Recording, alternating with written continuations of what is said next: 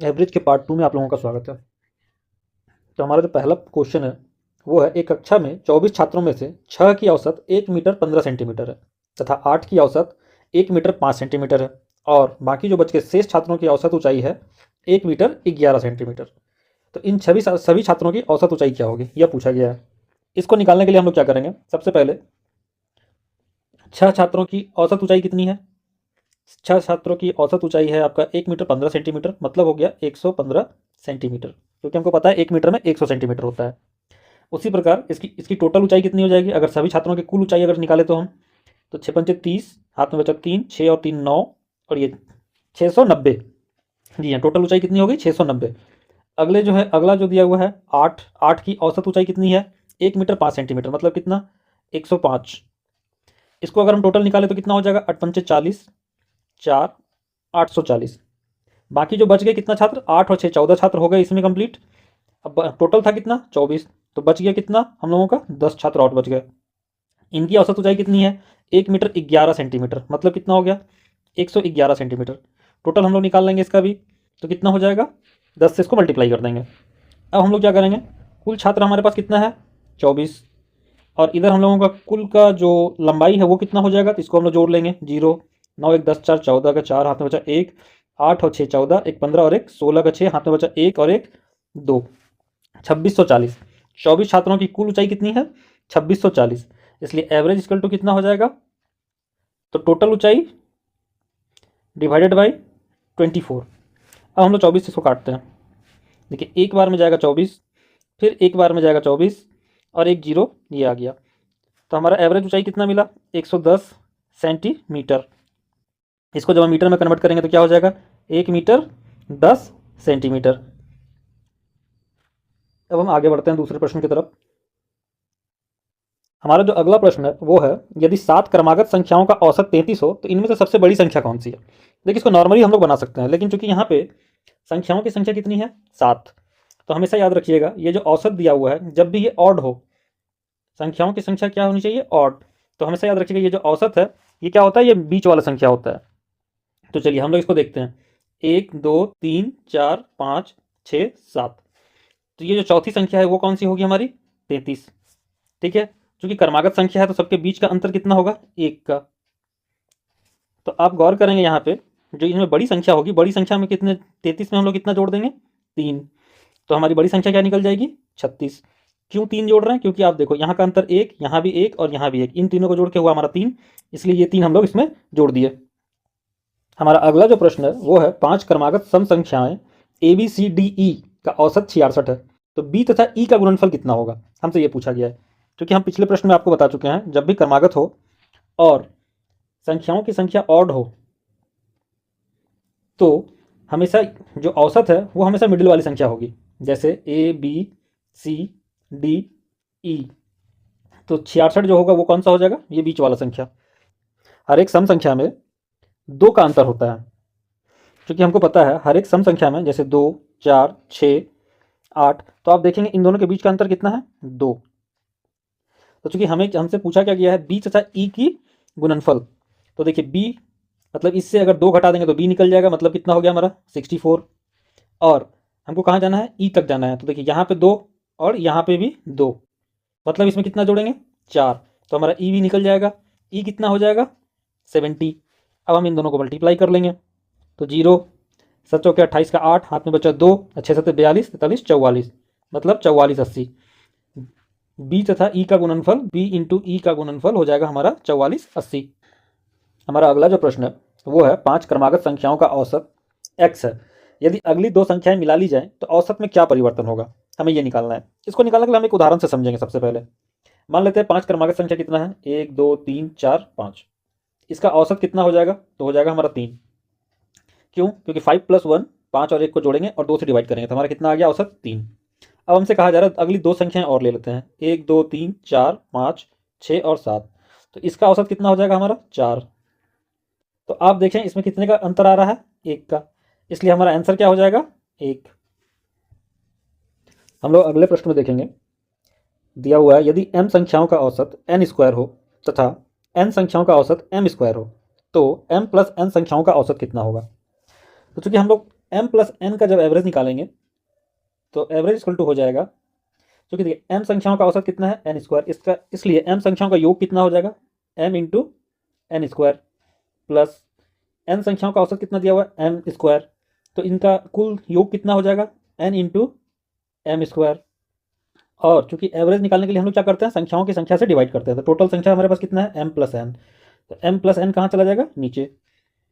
अब हम देखेंगे ऊपर से हम लोग क्या कॉमन ले लेंगे, m और n कॉमन ले लेंगे, तो यहाँ पे हमारा क्या बच जाएगा n बच जाएगा, प्लस इधर क्या बचेगा m बच जाएगा, और नीचे क्या था m प्लस एन। तो देखिए m प्लस एन और ऊपर में m प्लस एन दोनों कैंसिल, तो हमारे पास क्या निकला mn,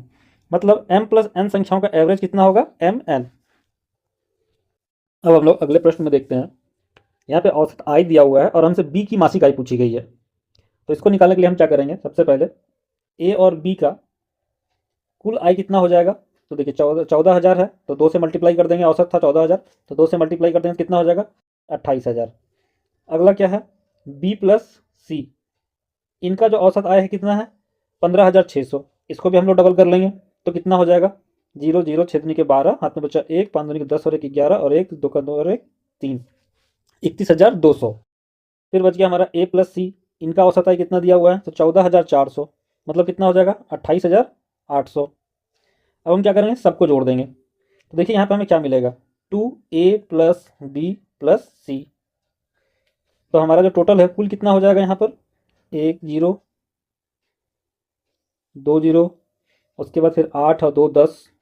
तो 0 हाथ में बचेगा 1, 8 और 1 9, 9 और 1 10, 10 और 8 18, 18 का 8 हाथ में बचा 1, 3 2 5 और 2 7 और 1 8, मतलब 88,000। इसको हम लोग 2 से डिवाइड कर देंगे तो क्या मिलेगा हमारे पास 44,000, जो कि ए प्लस बी प्लस सी का इनकम कितना है 44,000।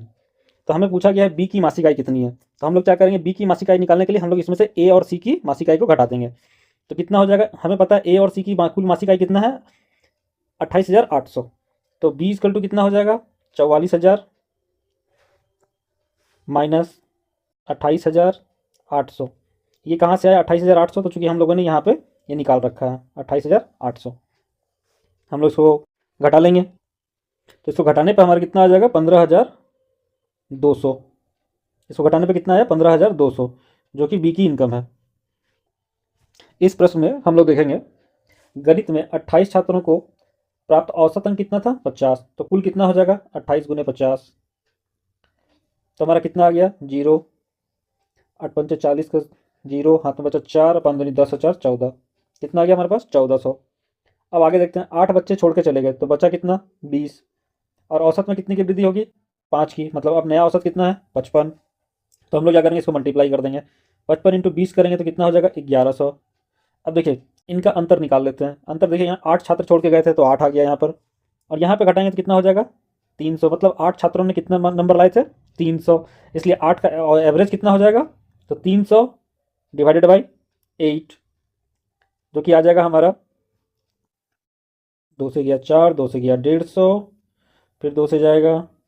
तो ये आ गया 75, तो एवरेज आ गया हमारा 75/2, यहाँ एवरेज कितना आ गया हमारा 75/, इसको हम चाहें तो पॉइंट में भी कन्वर्ट कर सकते हैं और नहीं तो ऐसे भी छोड़ सकते हैं, जैसे कि हो गया 37.5, ये डिपेंड करेगा ऑप्शन के ऊपर कि ऑप्शन में किस तरीके से आपका आंसर दिया हुआ है।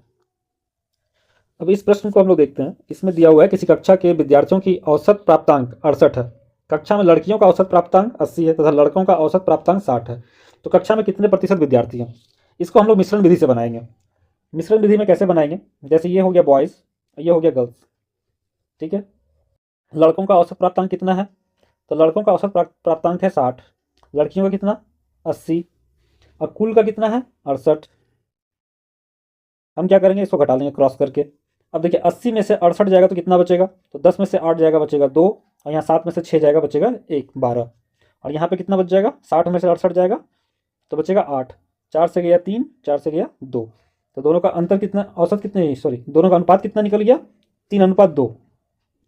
अब हमसे पूछा कक्षा में कितने प्रतिशत विद्यार्थी लड़के हैं, क्योंकि लड़कों का भाग कितना है 3, इसका परसेंटेज निकालने के लिए हम लोग क्या करेंगे बॉयज़ परसेंटेज इक्वल टू 3 ऊपर जाएगा, टोटल विद्यार्थी कितना 3 और 2 5 इंटू 100, 5 से काटेंगे कितना जाएगा 20 बार में, इसलिए लड़कों का प्रतिशत कितना 60%।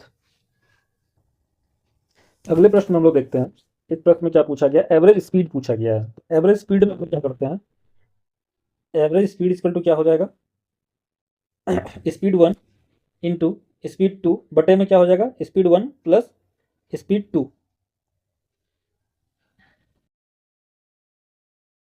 और इसे 2 से गुना करेंगे तो हमारा एवरेज स्पीड कितना हो जाएगा, 2 × 63 गुना 42 बटे में कितना हो जाएगा, 63 जोड़ 42। अब हम लोग इसको आगे सॉल्व करेंगे तो 3 2 5 और 6 4 10, नीचे हो गया 105, और ऊपर हम लोग क्या करें,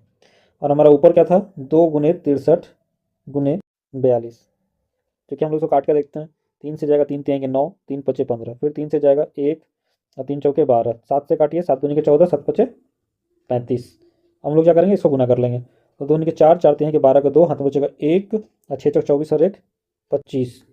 25 बटे में 5, 5 से जाएगा कितने बार में, 5 से जाएगा 5 बार में 25, फिर डिवाइड नहीं होगा तो 0 बैठाएंगे,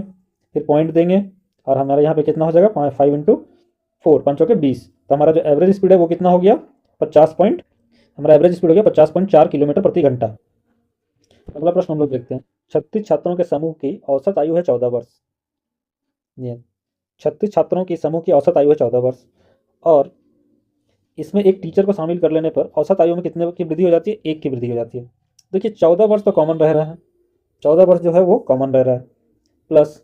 टीचर की एक टीचर को शामिल किया गया तो औसत आयु में कितने की वृद्धि हो गई, 1 की। तो चूंकि जब टीचर को शामिल किए तो ये 36 बढ़ के कितना हो गया, 37। टोटल बंदे कितने हो गए यहाँ पे, 37, एक जोड़ दिया तो कितना हो गया, 37। अब ये 1 वर्ष प्रत्येक में बढ़ा है, चूंकि औसत में बढ़ा है मतलब क्या है, 1 वर्ष प्रत्येक में बढ़ा है, इसलिए कितना हो जाएगा, इसलिए हो जाएगा 37 × 1। तो हमारा टीचर का जो औसत आयु है वो कितना हो जाएगा, 7 4 11, 3 और 1 4 और 1 5, मतलब टीचर का एज कितना है, 51। टीचर का एज है 51। इस प्रश्न में देखते हैं, एक समिति के 10 सदस्यों की औसत आयु आज भी उतनी ही है जितनी वह 2 वर्ष पूर्व थी, क्योंकि एक अधिक सदस्य नवयुवक बदला गया, पुराने सदस्य की तुलना में नया सदस्य कितना छोटा है, क्योंकि यहाँ पर एक सदस्य चला गया और उसके जगह पे एक नया सदस्य आया है, तो सदस्यों की संख्या तो 10 ही रह गई, क्योंकि जो नया सदस्य आया है वो पुराने वाले की तुलना में उससे कम उम्र का है, तो उसका कितना कम उम्र है वो निकालने के लिए हम लोग क्या करेंगे, क्योंकि हम लोग यहाँ पे देखेंगे 2 वर्ष पूर्व जो औसत आयु थी वही सेम रह गई, मतलब कितने का अंतर है, 10 दूनी की 20 वर्ष, मतलब वो जो नया युवक आया है उसकी जो एज है पुराने वाले युवक से कितने वर्ष कम है, 20 साल का छोटा है, वो 20 साल छोटा है पुराने वाले की तुलना में। तो हम लोग इस प्रश्न में देखेंगे, इसमें क्या कहा गया है, 2 खिलाड़ी 17 तथा 12 20 वर्ष के खिलाड़ी, उनको बदलकर उनके स्थान पर एक नए खिलाड़ियों को लिया गया है, तो औसत आयु 2 महीने कम हो जाती है, क्योंकि हम लोग देखेंगे खिलाड़ियों की संख्या कितनी है, 11, और प्रत्येक में कितने का कमी हो रहा है, 2 महीने का, मतलब कुल कितना हो गया, 22 महीना, 22 महीना, मतलब 1 वर्ष 10 महीना की कमी हो गई, जी हाँ, 1 वर्ष 10 महीने की कमी हो गई। अब हम लोग देखेंगे जो छोड़कर गया है उसकी उम्र कितनी थी, 17 + 20 कितनी हो गई भाई, 7 और 2 और 1 3, मतलब 37 साल के थे वो लोगों का, कुल एज कितना था, 37 साल। अब हमारा कमी कितना हुआ, तो 1 वर्ष 10 महीना, तो हम लोग क्या करेंगे, इसमें से 1 वर्ष 10 महीना लेस कर देंगे, 1 वर्ष 10 महीना लेस कर देंगे, तो क्या मिल जाएगा हमें, जो नए जो छात्र आए हैं, नए जो 2 छात्र आए हैं, सॉरी नए जो 2 खिलाड़ी आए हुए हैं, नए जो 2 खिलाड़ी आए हुए हैं उनका एज हमें मिल जाएगा, उनका कुल एज हमें मिल जाएगा। तो चलिए हम लोग घटाते हैं, 37 में से 1 जाएगा तो कितना बचेगा हमारे पास, 36, मतलब 36 साल हो गया, और 10 महीना और अगर हम लोग घटा दें तो हमारे पास कितना बच जाएगा 35 साल 2 महीना, जी हाँ 35 साल 2 महीना, 35 साल 2 महीना। तो इनका एवरेज कितना हो जाएगा, एवरेज हो जाएगा, हम लोग 35 साल 2 महीने को किससे डिवाइड कर देंगे, 2 से, तो कितना हो जाएगा हमारा टोटल, तो हमारा एवरेज कितना हो जाएगा, हमारा एवरेज हो जाएगा 17 वर्ष, देखिए 2 से डिवाइड करेंगे इसको 35 को, तो 17 दूनी के 34 होता है, फिर हमारे पास 1 बच जाएगा यहाँ पे, मतलब 1 वर्ष और इधर 2 महीना, तो 1 वर्ष 2 महीना मतलब कितना हो गया, टोटल मिला के 12 और 2 14, तो 17 वर्ष 7 महीना, तो इनका एवरेज कितना हो गया, 17 वर्ष 7। इस प्रश्न में हम लोग देखेंगे, बल्लेबाज ने 12वीं पारी में कितने रन बनाए, 63 रन, ठीक है, 12वीं पारी में कितना है इसका, 63 रन,